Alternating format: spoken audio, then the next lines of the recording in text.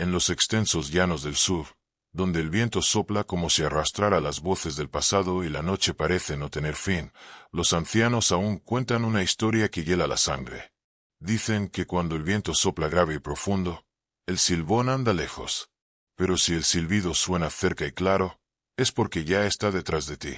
Hace más de un siglo, en una hacienda aislada entre las planicies del Apure, vivía una familia de llaneros trabajadores, dueños de grandes hatos de ganado. El padre, don Esteban, era un hombre severo, de carácter duro como el cuero curtido, pero justo y respetado. Su esposa, doña Clara, era devota y paciente, y tenía un único hijo, Cristóbal, un joven apuesto, altivo y rebelde. Cristóbal había crecido entre el lujo del ganado y el respeto de los peones, pero sin aprender humildad. Era de esos hombres que piensan que el mundo debe rendirse a sus caprichos. Le gustaba beber, galantear con las muchachas del pueblo y desafiar a su padre en todo. Don Esteban veía en él un reflejo distorsionado de sí mismo, y cada discusión terminaba con gritos y portazos. Una noche de verano, el joven regresó ebrio de una fiesta. Su madre lo esperaba preocupada, con la mesa servida y el rosario entre los dedos. Pero él apenas entró, tiró el sombrero sobre la mesa y comenzó a reclamar que la comida estaba fría. Doña Clara, cansada, le pidió que se calmara, pero Cristóbal, en su arrogancia, la insultó. Don Esteban, al escucharlo, se levantó furioso, dispuesto a reprenderlo. Pero esa noche algo cambió para siempre. En un arrebato de ira ciega, Cristóbal empuñó su machete y atacó a su propio padre. El golpe fue tan rápido como certero. Don Esteban cayó al suelo, mortalmente herido, con la mirada llena de asombro y dolor. Doña Clara soltó un grito que aún parece resonar en los llanos.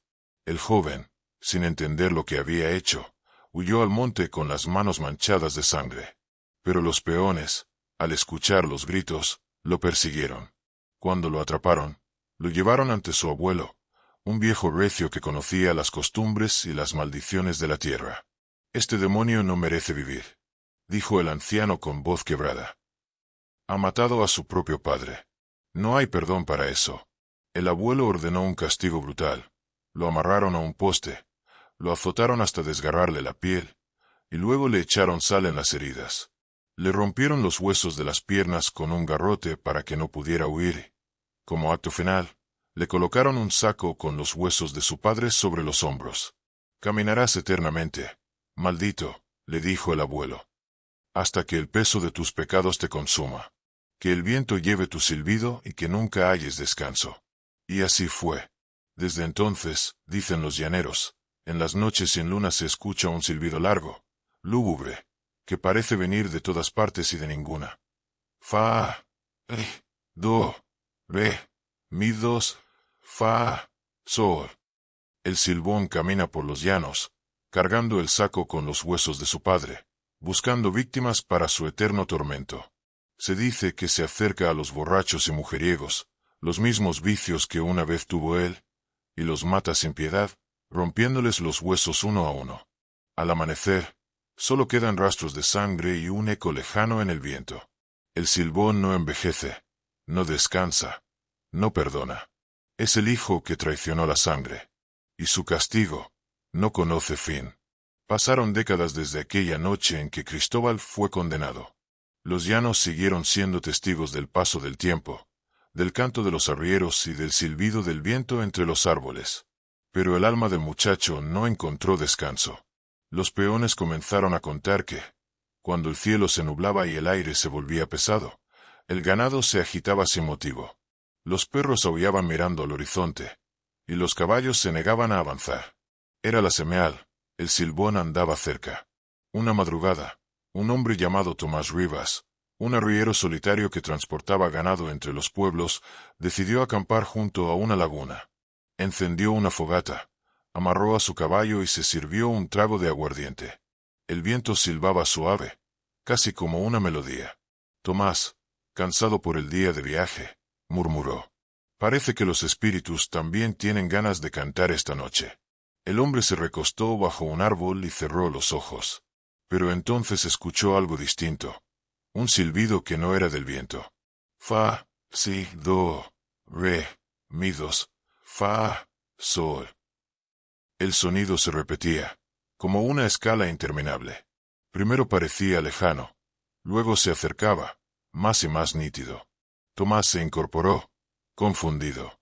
¿Quién anda ahí?, gritó, mirando a los lados.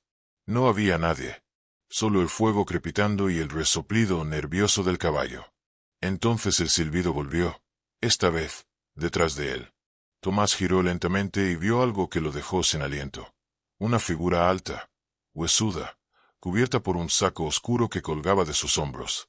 Bajo el sombrero, no se veía un rostro, solo una sombra.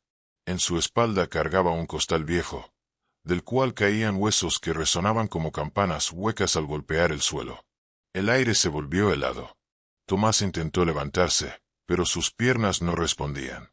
¿Quién eres?, balbuceó. El ente se detuvo a unos pasos.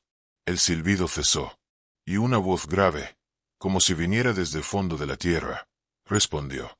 Soy el que camina sin descanso, el que carga el peso de su pecado. Tomás retrocedió, tropezando con la fogata. El silbón inclinó la cabeza, como observándolo con curiosidad. Los huesos pesan, murmuró el espectro. Pero el alma pesa más. El arriero, dominado por el pánico, tomó su machete y lo blandió frente a sí. Pero el silbón no se movió. En cambio, levantó su costal y lo dejó caer frente al fuego. De su interior rodaron huesos humanos ennegrecidos por el tiempo. Tomás cayó de rodillas. La criatura se inclinó sobre él y susurró. Escucha mi silbido, y sabrás lo que es cargar la culpa. Y en ese instante, el viento rugió con fuerza, apagando la fogata. Solo quedó el sonido. Te. No era el teque-teque. Era el roce de los huesos dentro del saco, acompañando el silbido eterno del condenado. Cuando amaneció, el caballo de Tomás regresó solo al pueblo.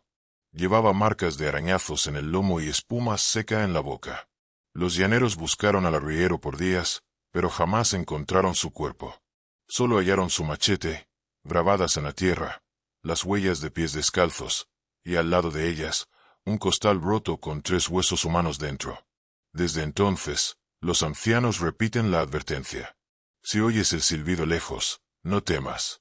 Pero si lo oyes cerca, reza. El silbón no caza por hambre, caza por recordar.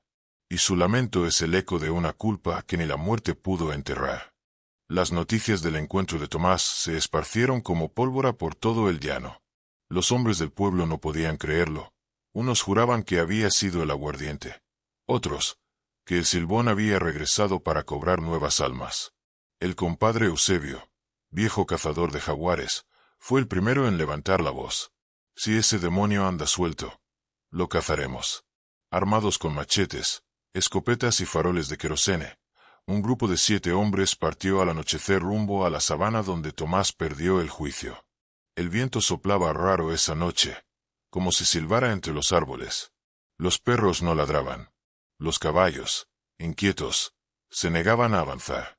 Cada paso entre los pastizales era acompañado por un sonido lejano, un silbido agudo y escalofriante que subía y bajaba, como si el aire mismo respirara miedo. Eusebio alzó su farol. ¿Lo oyeron? El más joven del grupo, Julián, tragó saliva.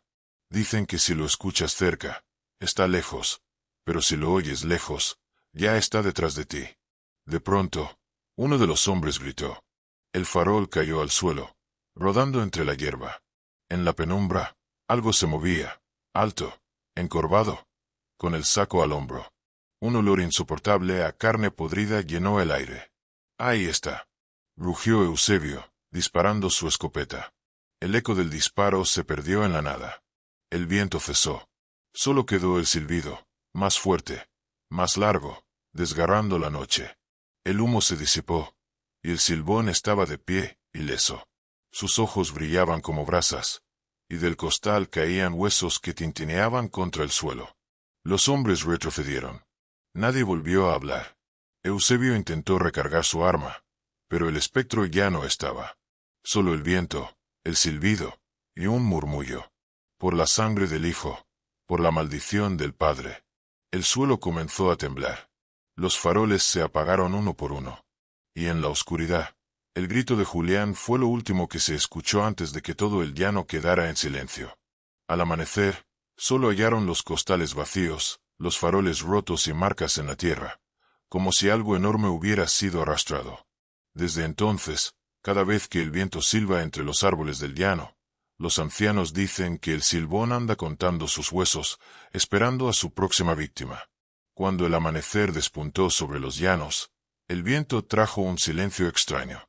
No había cantos de aves ni mugidos de ganado, solo el rumor de una brisa que parecía arrastrar un suspiro humano.